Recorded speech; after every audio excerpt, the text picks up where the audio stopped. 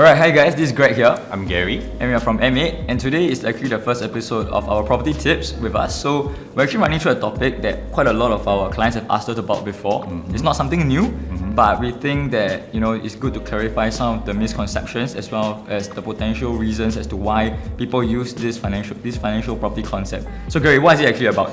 It's basically called 991, and I think this concept isn't, say, very new in the market. I think most of us have already heard of it somewhere or another, right? But what is really 991? Basically, 991 means we talk about one of the partner within these two buyers. They hold 99%, and then the other one hold 1%. So essentially, we are talking about the idea of, say, decoupling. So what is decoupling? I think decoupling is mostly talking about like people who are aspire to, say, buy a second property, and then we will want one of the partner to go out and get the second property and not incur like the higher ABSD. Okay. Yeah. So Gary, usually for this type of concept, right, do we use it more for private properties or for HDBs? I think all of us know that for, say, HDB, we can't really do this because I think HDB, I think they know of this loophole. They want to close it up. So I think it doesn't really apply to HDB buyers, homeowners, because essentially the only case where, say, for HDB owners, if you can do this, is either one of the party were to pass away or it's a divorce case. So unless it's really very, very special cases, then yes. But most of the time, this concept will apply to private property owners. Yeah. Ultimately, HDB is also meant to be for own stay by the government. Yeah. So it's not actually meant for us to use it as a profiteering kind of tool. Yeah. Okay.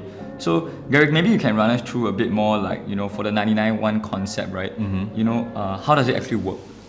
Okay, so how it works here is basically we are talking about, say, there's joint tenancy and then there's also tenancy in common.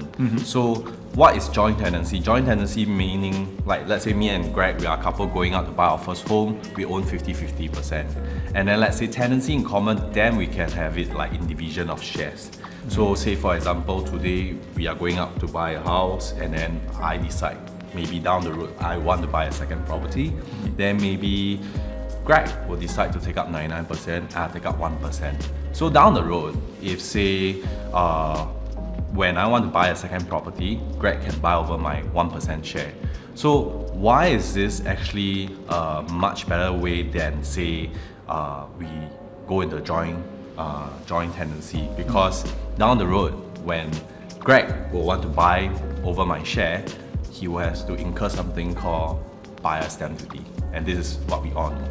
So for example, maybe Greg, you can run through, say, now today we run we have a property worth $2 million.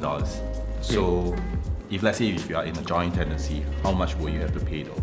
Alright, so the exact figures will be shown in the table, but the rough idea of how if it's in a joint tenancy, which means it's 50-50. So using the same scenario as Gary and myself, if Gary today wants to take out his name to go and buy a second property, what will happen is that he will essentially have to sell his 50% share to me. And what I will need to do is actually I'll need to pay the buyer's stamp duty on 50% of the property, which is based off $1 million, given that it's a $2 million property. Yes. That's one.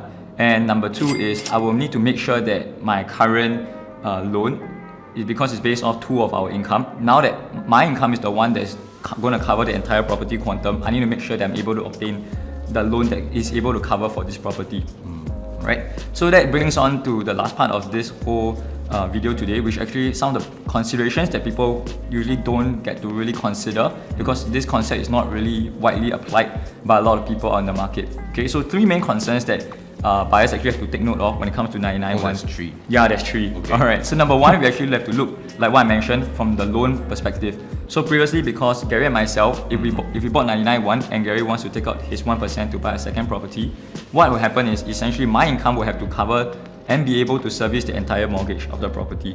Oh, yeah. okay. So if let's say today Gary is a very high income earner, but unfortunately I'm not, then there might be an issue that my income alone is not able to get the loan required to cover the entire mortgage. So what will happen in this scenario is that we'll have to pay out excess cash from our own pockets to be able to cover the loan.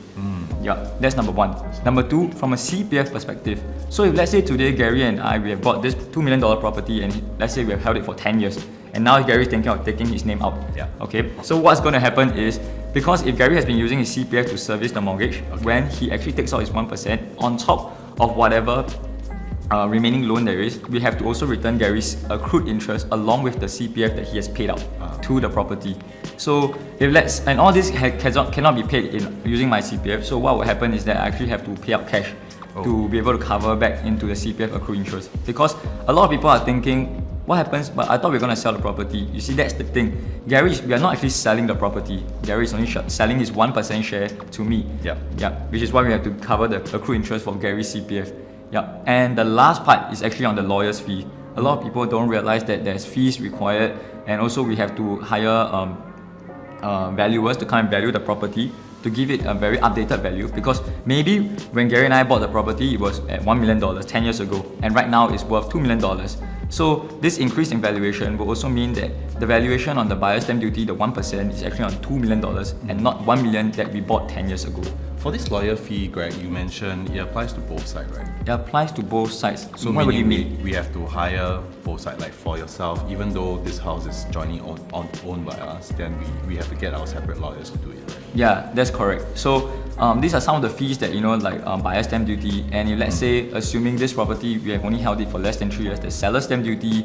At the same time, if let's say I already have a first property and this is my second property, I have to pay ABSD on the 1% that I'm buying from you as well. Oh, yeah. okay. So all these are actually some of the facts and figures that a lot of clients actually they asked us and they weren't actually very sure of. Yeah. Okay, so we have come to the end of the video for today. We kept everything to bite-sized wise so we don't take up too much of your time. Okay, so if you guys have got anything else that you guys want us to clarify further, please feel free to leave in the comment section, or just please feel free to contact any one of us today. So we are M8. Catch you in the next video. Bye.